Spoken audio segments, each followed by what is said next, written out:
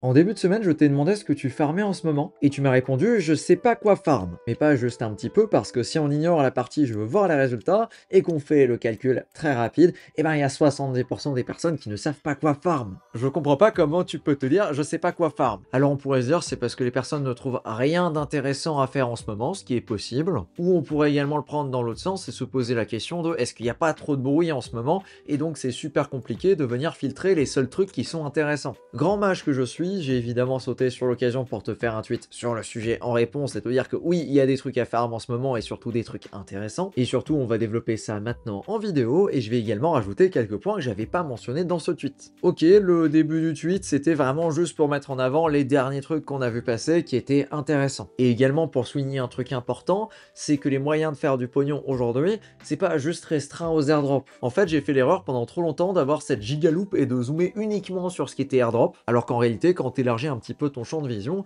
eh ben il y a des plays qui sont très intéressants ailleurs et qui sont pas spécialement des airdrops. Et ça, c'est quasiment à chaque fois des plays qui sont asymétriques. C'est-à-dire que si t'as faux, tu perds pas beaucoup, mais si t'as raison, tu gagnes énormément. Petit retour très rapide du coup sur les derniers trucs qui ont bien fonctionné. Déjà, dans un premier temps, il y a Hyper Liquide. Je pense que je ne t'apprends rien du tout et je vais même pas développer plus que ça ici. Ensuite, il y avait toute une hype au niveau des NFT sur le testnet de Monad. Aujourd'hui, 500 tokens Monad, c'est égal à environ 19 $ et c'est vraiment pas grand chose par rapport à l'époque là où on avait 6 tokens Mon est égal à quasiment 1 $. Vraiment, il y a eu beaucoup d'opportunités, notamment pour les personnes qui étaient sur le Discord de Monad et qui suivaient les conversations, à minter des NFT et à les revendre pour ensuite venir basculer ces dollars Mon de testnet vers le mainnet.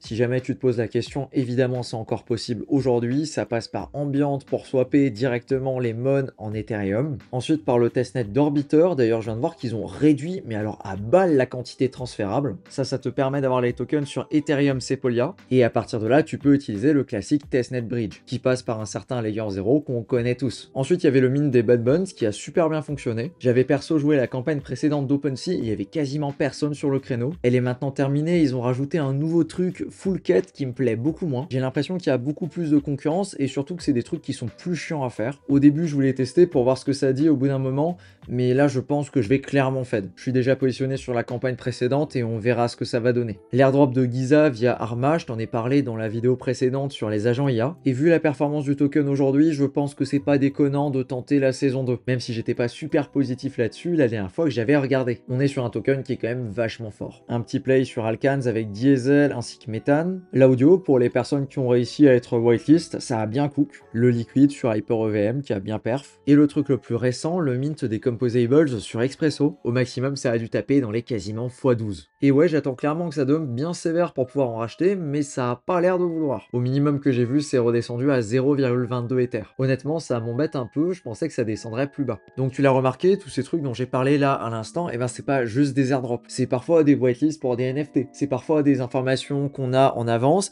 et que quasiment personne d'autre n'a process. Et donc ça demande de prendre position. Le game a clairement évolué et je pense que c'est une erreur de rester bloqué sur uniquement le mot airdrop. Il y a des plays à droite à gauche si tu fais tes recherches et il y a clairement des trucs à creuser à chaque fois. Premier point, c'est un possible mint sur Newton. Ça, il y a juste pas débat, j'ai déjà donné beaucoup d'informations dans la dernière vidéo, je t'invite à aller la regarder celle-là. Deuxième point, c'est Risque Zero qui a levé 52 millions de dollars et qui commence à apparaître à droite à gauche. Voilà, c'est eux comme tu peux le voir sur Crypto Fundraising et leur créneau, c'est de créer une infrastructure qui permet de produire des preuves en zéro knowledge ultra efficacement. Chose qui n'était pas possible avant parce que ça demandait une quantité folle de temps. Risque Zero, c'est un petit peu la boîte mère du projet. Et on laisse, c'est la version de Risque Zero qui est spécialisée au niveau de la blockchain. La première interaction qu'on a eue avec, ça commence à remonter, c'était un free mint il y a quelques mois. C'était ces genres de petites framboises là qu'on avait minté. Et depuis, il n'y a pas 50 trucs sur le créneau. Il y avait ce projet là qui s'appelle Malda et qui est le successeur de Mendy Finance, que tu connais presque trop bien suite à l'INEA, et ils ont tenu 3 jours avant de se faire hacker, donc aujourd'hui c'est point d'interrogation sur ce que ça va donner. Malda permettait de faire du lending borrowing cross-chain et quand tu empruntais en cross-chain, ça envoyait une transaction qui passait par risque zéro. On a également vu que les transactions qui passent sur Newton, ces transactions là elles ont des preuves et on peut les checker juste ici. Et en regardant de plus près le contrat, on se rend compte que c'est un contrat qui passe par risque zéro. Aujourd'hui c'est tout ce que j'ai trouvé comme interaction qui passe par ce projet projet-là. Dans le futur, il devrait y avoir de plus en plus de projets qui vont venir intégrer risque zéro ou alors boundless et donc qui auront des transactions qui seront prouvées par risque zéro. Et là, ce sera un petit peu le même game que le game des roll-up, là où tu vas utiliser une certaine blockchain qui tourne avec un certain roll-up. Et bien là, tu utiliseras un certain projet qui tourne avec risque zéro derrière, ou en tout cas qui fait traiter ses preuves par risque zéro. Comme d'hab, je te tiendrai au courant de ce que je trouve. Ensuite, on a l'activité sur les blockchains qui tournent avec Espresso. Que t'aies chopé ou pas le NFT, je pense pas que ça fasse de grosses différences. À un moment qui est relativement proche dans le temps, ils vont lancer un token. Et pour moi, dans les critères, il y aura forcément être passé sur les blockchains qui tournent déjà avec Espresso. La première, c'est évidemment Rarichain. Et maintenant, il y en a plus seulement deux, contrairement à ce qui est écrit dans ce post, mais il y en a trois. Je te laisse chercher les deux dernières, elles sont vraiment très simples à trouver. Je te dis ça parce qu'il y a vraiment personne dessus pour le coup. Ensuite, on a l'activité sur Hyperliquid, mais surtout sur les nouveaux perfs qui sortent à droite à gauche. Il y en a eu énormément dernièrement. Les trois plus importants que j'ai en tête, c'est Later, Extended et Paradex. Et ça, pour le coup, je trouve que c'est pas déconnant. Et ils utilisent tous des modèles à points qui sont très similaires à ce qui a été fait par Hyperliquid. Et ça, pour des raisons assez évidentes. Le truc, c'est qu'on a déjà Hyperliquid, qu'Hyperliquid tourne particulièrement bien. Du coup, la question se pose d'où faire ton volume si tu utilises des outils pour faire du trading. Franchement, si je faisais du volume, j'irais creuser les trois dossiers et je choisirais celui qui me plaît le plus. À utiliser en parallèle d'Hyperliquid, soit pour faire du delta neutre, soit pour être sur certaines positions qui peut-être ne sont pas ni sur l'un ni sur l'autre. J'avoue, c'est un dossier que j'ai pas creusé. Alkanes, petit dossier un petit peu particulier que je garde encore secret et que je réserve pour la newsletter payante pour le moment. En autre alpha, il y avait également la strat d'Iliès qui était très intéressante, c'est de venir utiliser les fundings pour se rembourser au niveau des frais sur certains projets. Il me semble qu'il faisait ça sur Paradex où les fundings étaient distribués toutes les 8 heures et donc ça couvrait entièrement les frais pour ouvrir et fermer une position. Celui-là est vraiment niche et vraiment très particulier, c'est des positions sur Eclipse. Eclipse qui fait du teasing sur son drop depuis quasiment 2 mois sans jamais rien lâcher.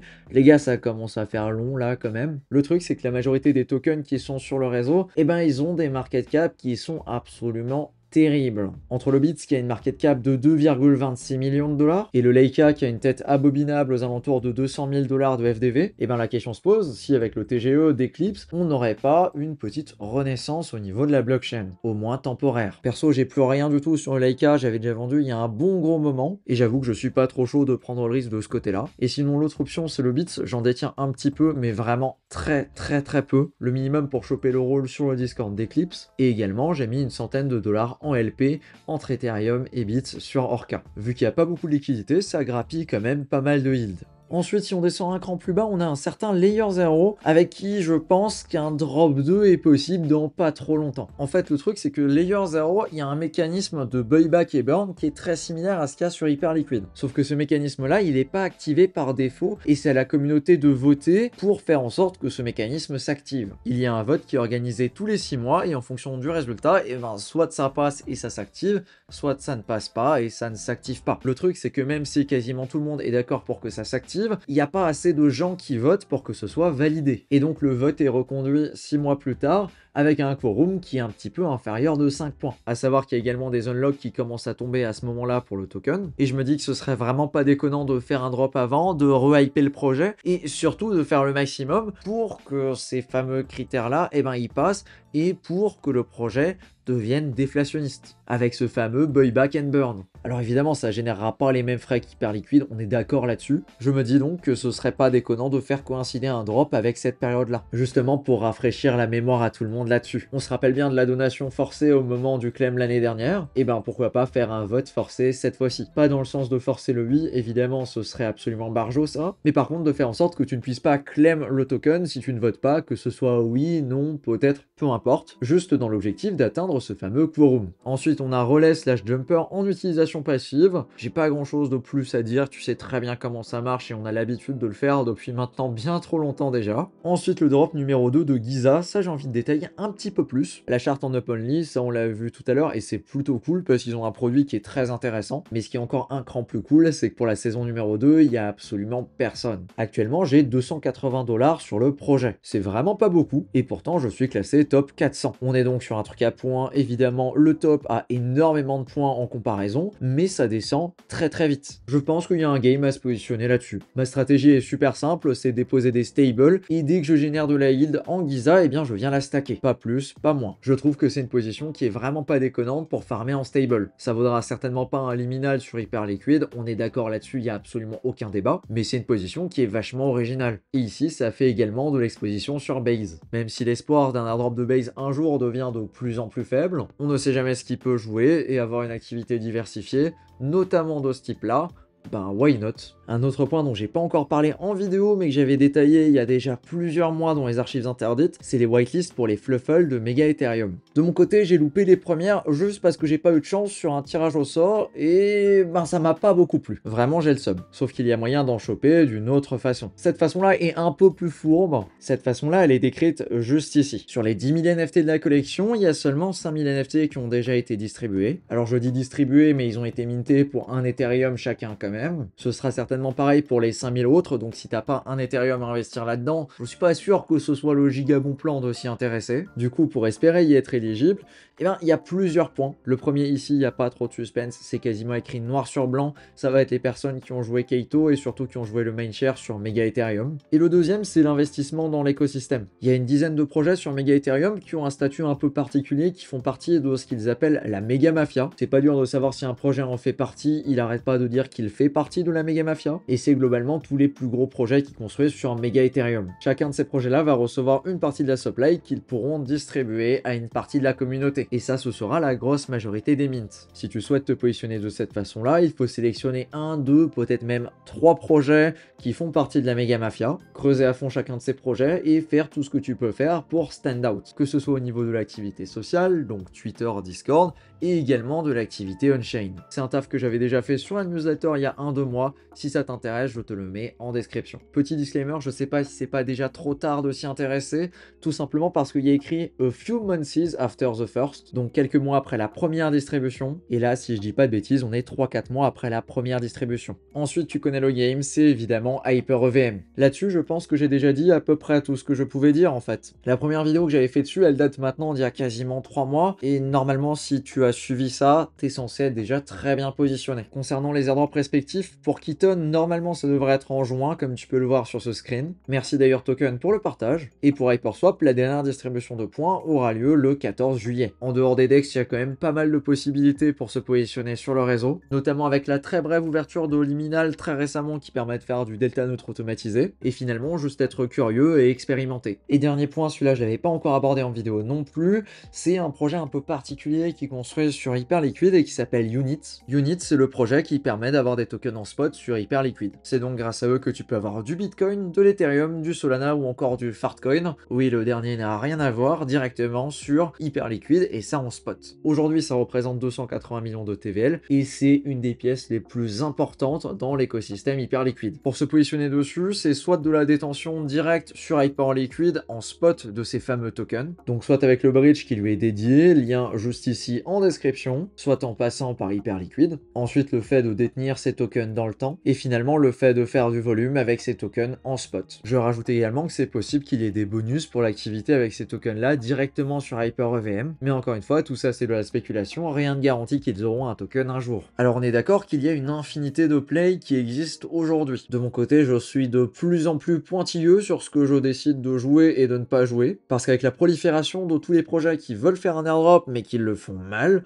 ou alors qui n'ont absolument pas les ressources pour le faire correctement, et ben si tu n'appliques pas des filtres et que tu ne te tiens pas à ces filtres, malheureusement tu te retrouves avec tout plein de projets qui ne payent jamais. Et ça encore plus qu'avant. Comme d'habitude, ça veut absolument pas dire qu'il y a zéro moyen de faire des thunes en ce moment sur le marché avec les airdrops ou des plays asymétriques. Ça veut juste dire qu'aujourd'hui, il faut s'adapter et il faut savoir être sélectif. Comme d'hab, si tu veux le récap de l'actu airdrop directement dans tes mails, et ça sans tous les trucs inutiles, donc juste dans l'objectif de te faire gagner du temps, et ben c'est directement le premier lien en description et je t'envoie ça tous les samedis à 18 h. Et si tu veux aller plus loin et avoir vraiment toutes mes recherches et toutes mes petites trouvailles, c'est là-dedans que j'ai partagé Giza ou encore Espresso qui ont particulièrement payé dernièrement, et ben ça c'est la partie payante de la newsletter. Merci à toi de ton attention et sur ce on se dit à plus pour une prochaine vidéo.